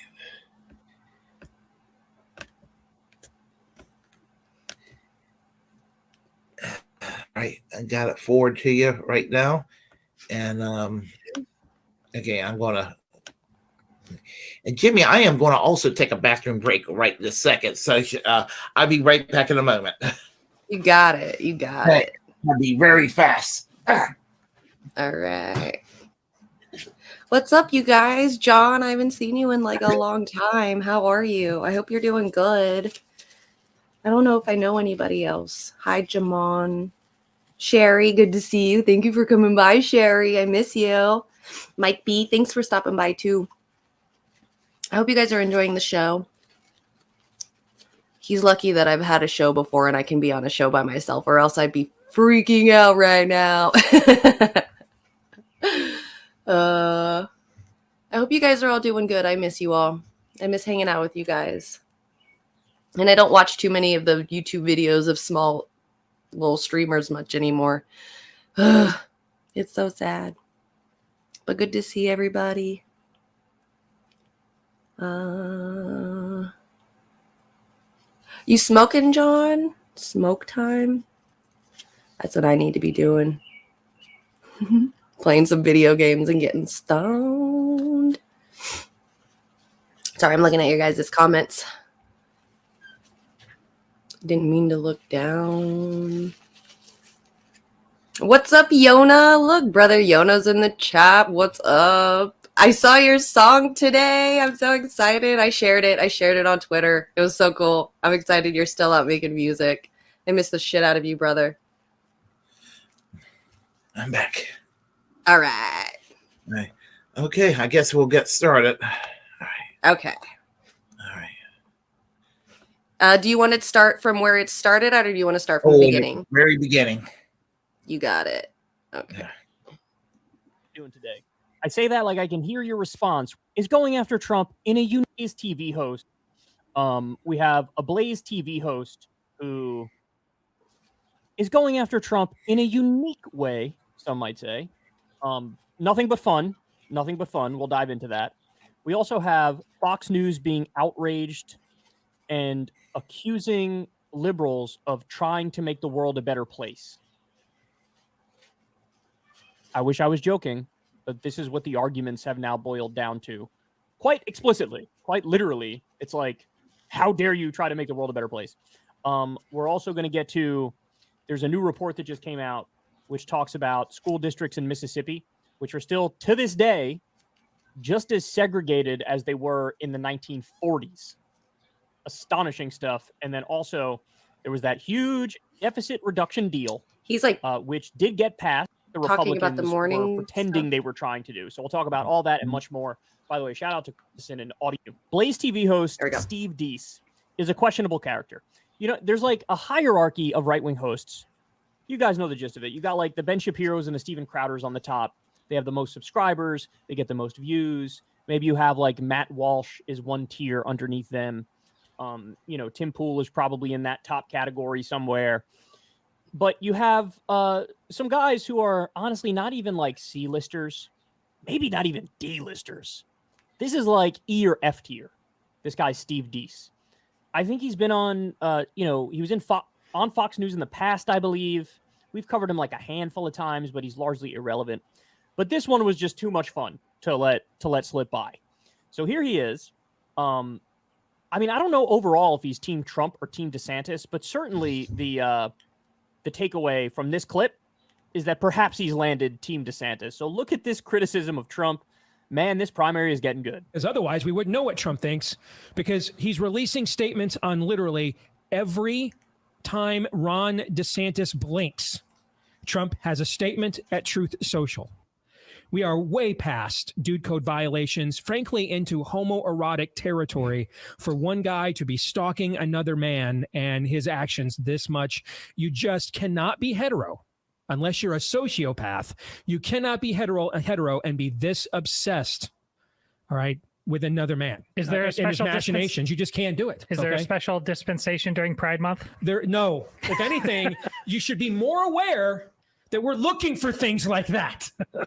And how they will be, Are you looking for things like that, Steve? Why would you be looking for things like that? I don't look like things like that. I don't look for things like that.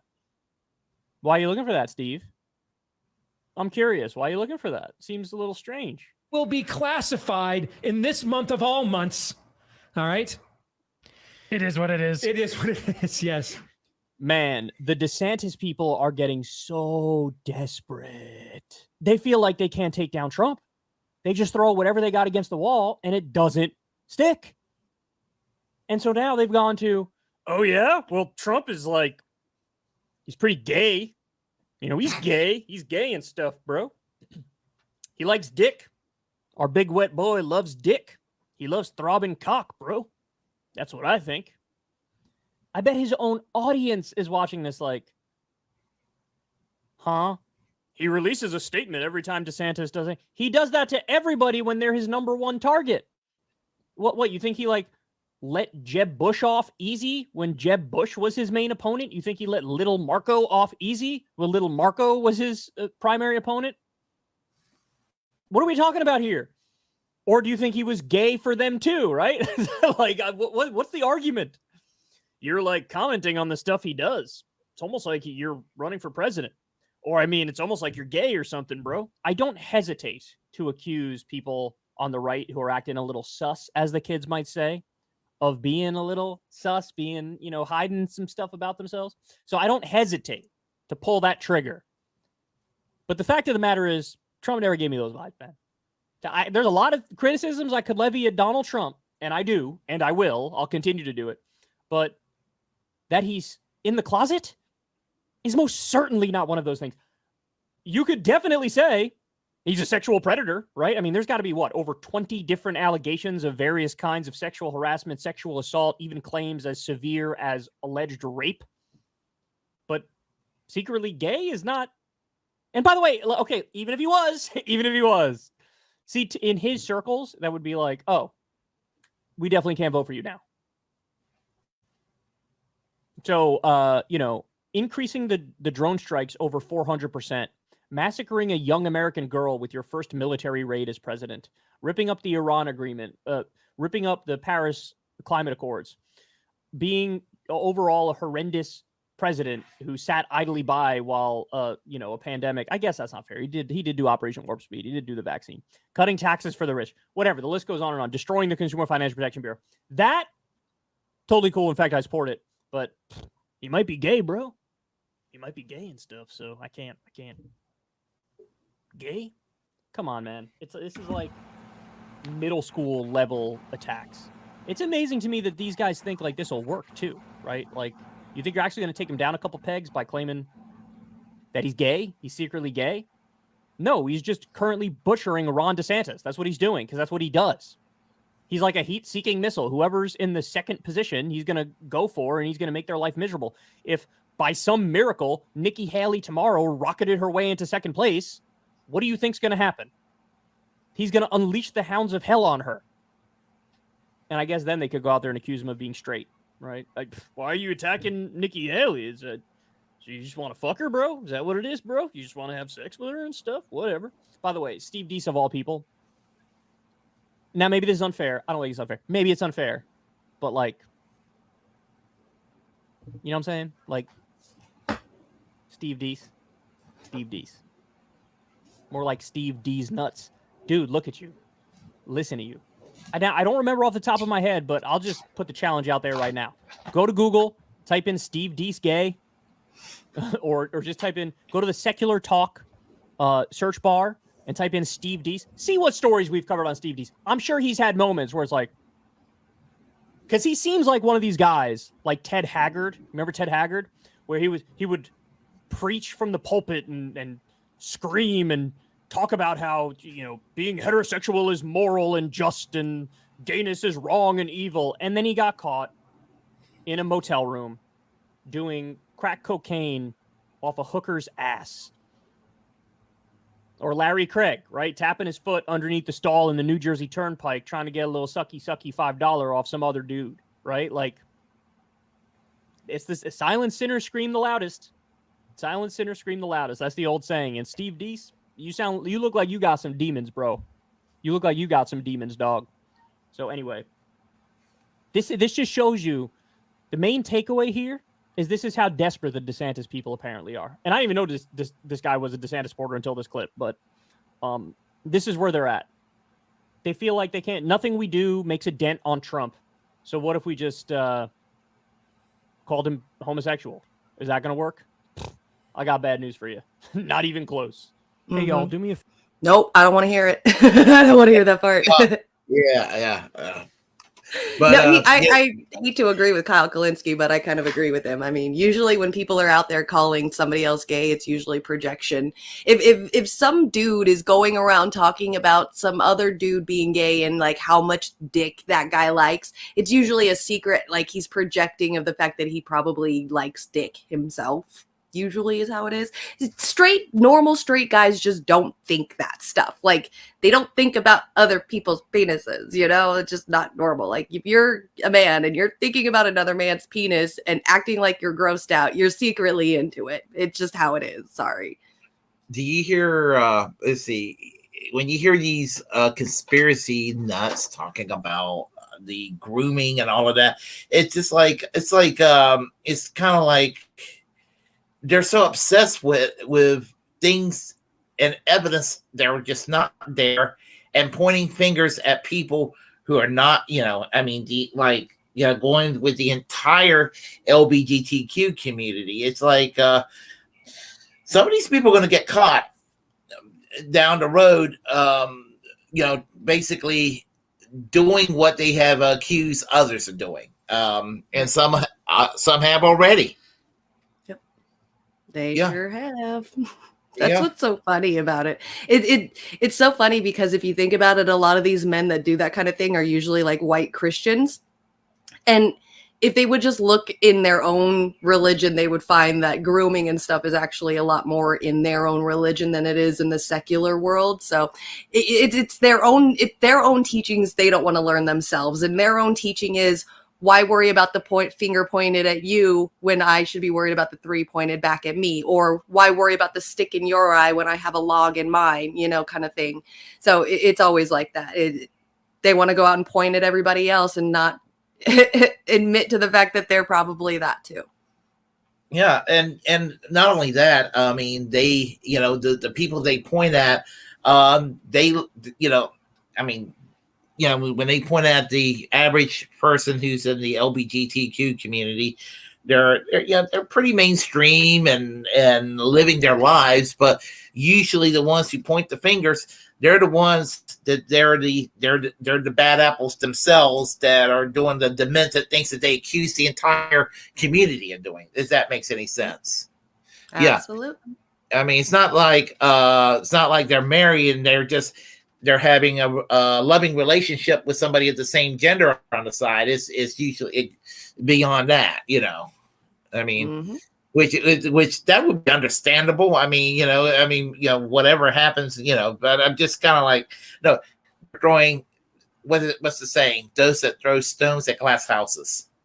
Mm-hmm. Yeah. So that's exactly it. Yeah, it's one of those other life lessons that they won't learn. Yep. So, I'm probably going to do one last video, and then because I got to get to work and we have to make some announcements here. So, and it's actually, I'm actually going. This is a video where I don't really have anything nice to say as a general rule when it comes to Ted Cruz, but this time maybe he's not the absolute worst piece of shit in the world. And it's kind of a funny video for the Amazing Atheist about it. And hopefully, hold on. Okay, hopefully hopefully it'll work.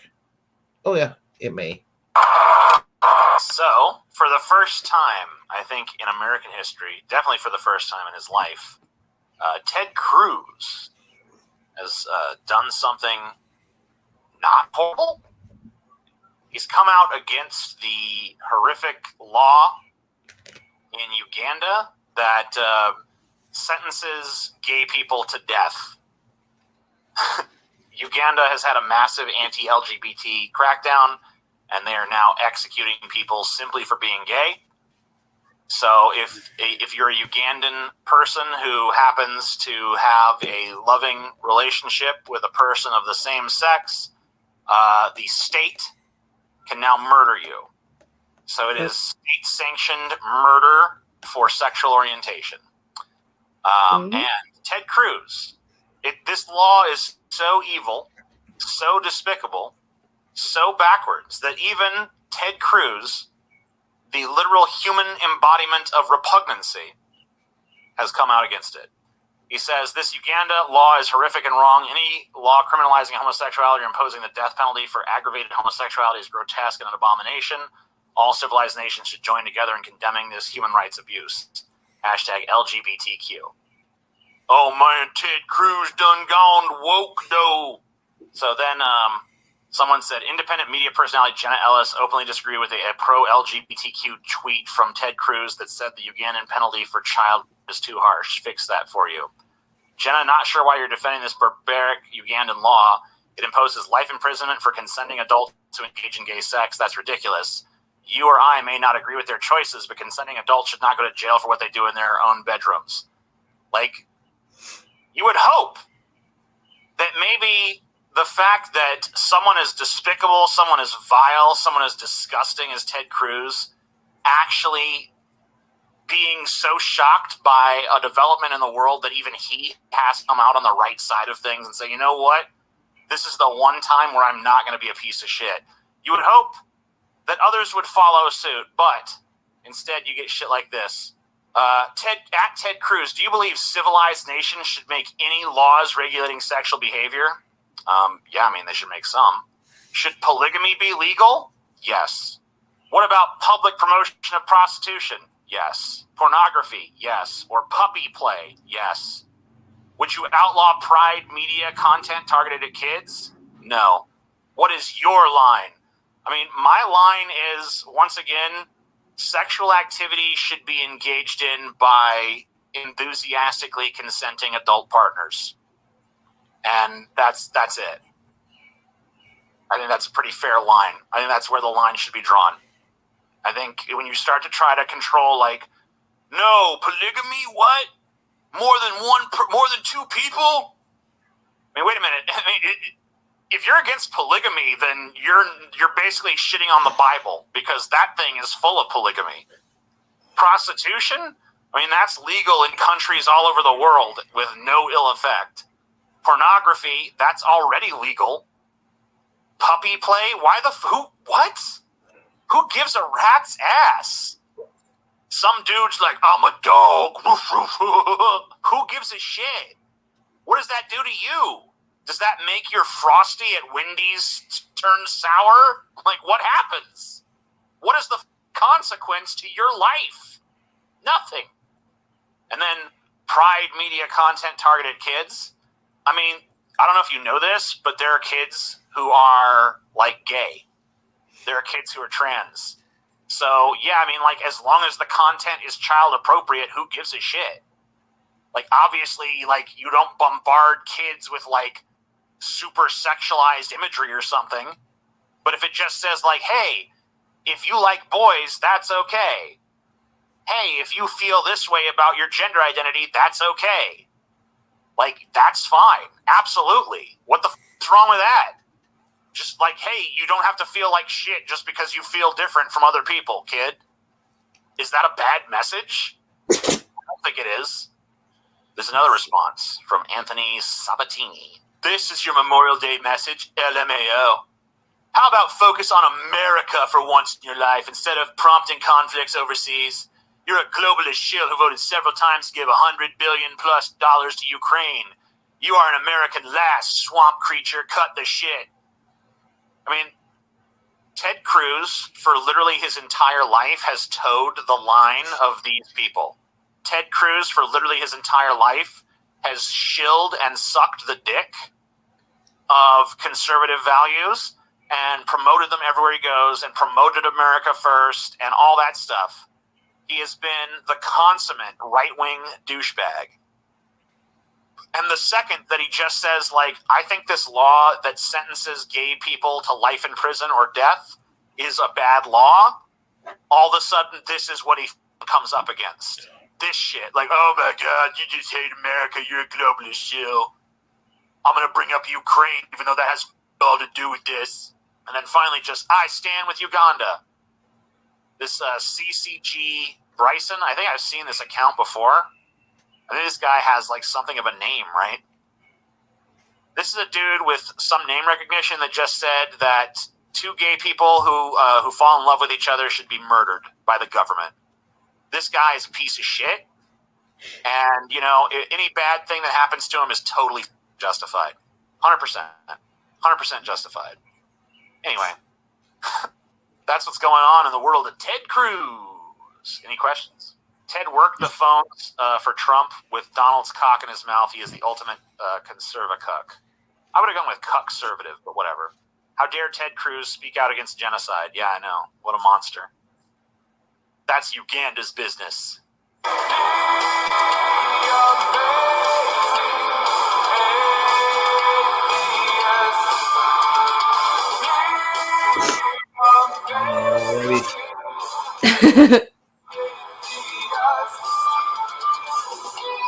All right. Ted Cruz. I mean, a man that was influenced by Jesse Helms. Are you familiar with Jesse Helms? Nope.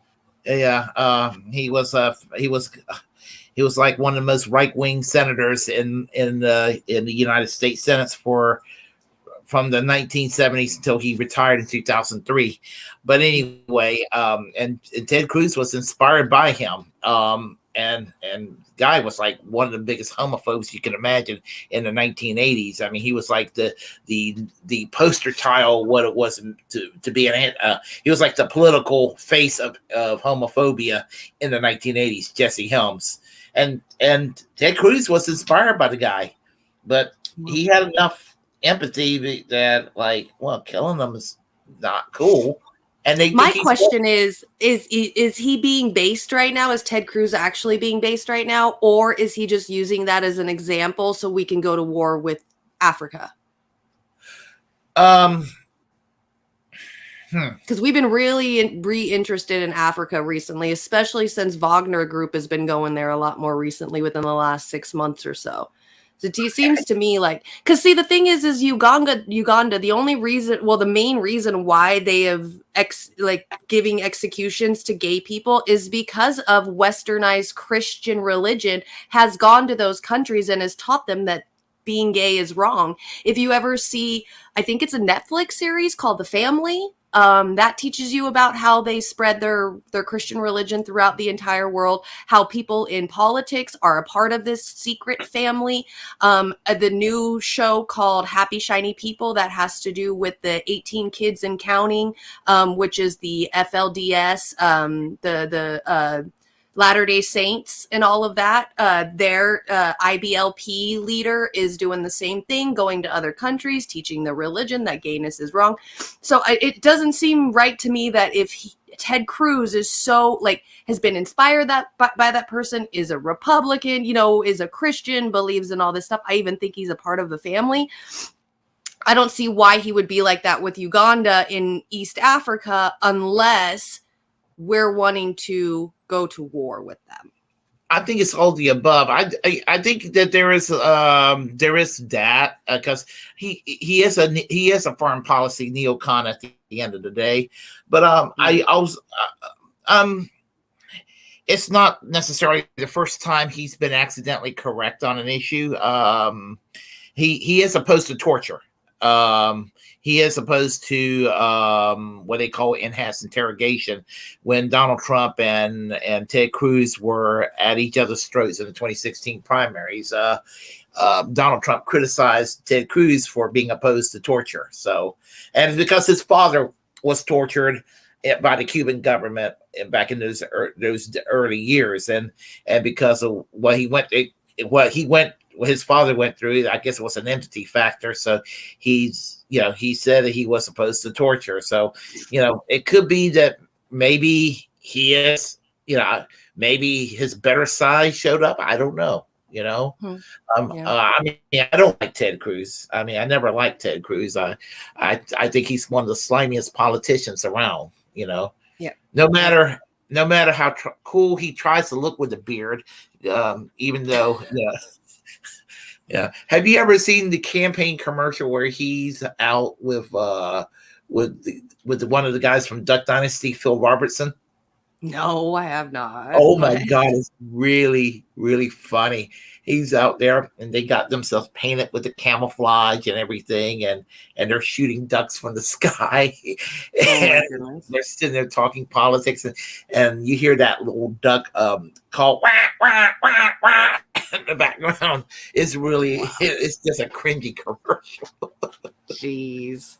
Yeah. Well, it's good to hear that he's based. I wish that Ted Cruz could be more based with politics that have to do with America. That would be really nice. But Uganda, man, we need to get the Christian religion away, westernized Christian religion away from Africa, away from every country. Now, strangely enough, the Anglican Church in Uganda is reactionary on that issue, but its American counterpart, the Episcopal Church, is super pro LGBTQ. It's really the strangest thing. So it's just the strangest thing, and it's just so sometimes the same church in different countries can have a radically different positions, too. So Yep. But I think that some of it's the evangelical churches and the fundamentalist churches that goes over there in Africa and feed that nonsense, Absolutely. Because it was some Pentecostal non-denomination. I'm not trying to bash anybody, but some church in Uganda, it was a mega church that decided to do a sermon based on the evils of homosexuality. And guess what they tried doing? Showing in this big film projector screen, showing how terrible it is. They decided to show a gay porn video. Yep. In church. Yeah. In a church. Mm-hmm. Yeah. You don't believe that they do that kind of stuff? No. They're preaching against the evils of it by showing it to their congregation.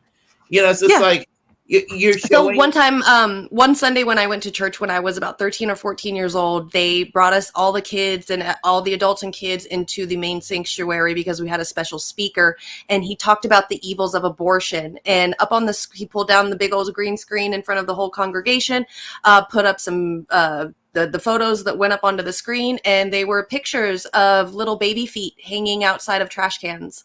That's the one picture I do remember seeing at 13 years old, just to try to teach us the evils of abortion. It's what they do. I saw that shit myself in my own churches. I'm just used to a boring pipe organ and a minister with a just no,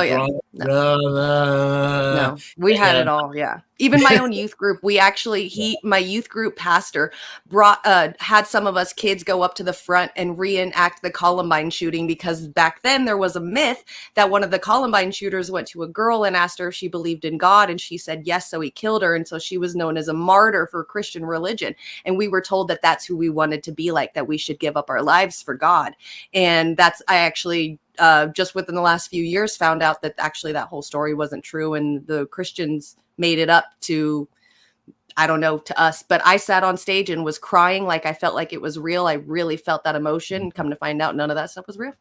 And they made us kids do that. The Columbine shooting right in front of everyone. Oh, yeah, I remember about that Columbine shooting. Yeah, they made us act it out. Yeah. It turned out about the anti-Christian stuff. They said it turned out to be a hoax. Yep. Yeah, I remember. They made us act it out and everything.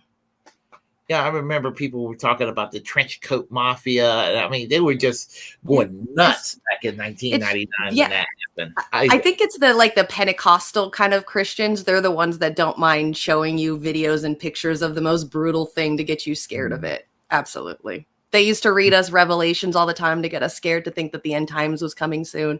It's all of that. It's the fear-based stuff. They love it. I guess some people love it, so it is what it is. But anyway, for Uganda, hopefully people will. Hopefully, minds will be enlightened, and they'll realize, how horrible it is to, just to hate somebody because of who they love and or what they are in terms of gender identity and what have you, Mm-hmm. and because just it's terrible that's still a thing that in this day and age, and they seem to be going backwards right now in America. It seemed like for a little while that there was a little bit of growing tolerance, and now they're going backwards again, it seems like. Yep. So I agree. Yeah.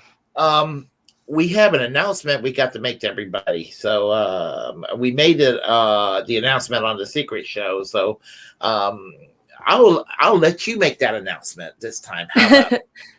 All right, you got it. Well, you guys, so starting this fall, me and Willy have gotten together and decided that we are probably going to do maybe once a week, do a show kind of like this where we talk to the news. I really love Willy's and my dynamic. We're really cool together. I absolutely enjoy it. So I asked him if he wanted to join me, and we have our own little show once a week starting in the fall to pretty much just put ourselves out there again some more. So we thought about it, and I hope you like the name. I took both of our names, our last names, and put it together, and I thought that was really cool. It's still in the works. We're still talking about it, but it's probably going to be called BraggLand, which is really, really cool. And I think that's it. I hope you guys can join us and follow Willy, give him a follow and a subscribe and all that stuff, so that way he can get to be out there more and hear more of your content. You're a fucking awesome person, Willy. I really adore you.